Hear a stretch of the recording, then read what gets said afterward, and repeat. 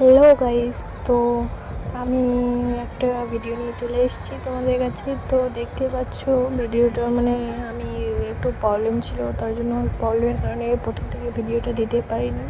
তো এটা হচ্ছে উত্তর দিনাজপুর ডক্টর মেঘনাদ শাহ কলেজে প্রোগ্রাম ছিল নবীনবরণ।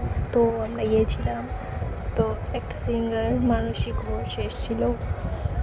তো প্রথম থেকে আমি ভিডিওটা দিতে পারিনি, তার জন্য এখন দিচ্ছি। যে মানে কি বলবো গাইস, এত ভিড় আর একটু প্রবলেম হচ্ছিলো, তার জন্য ভিডিওটা দিতে পারিনি।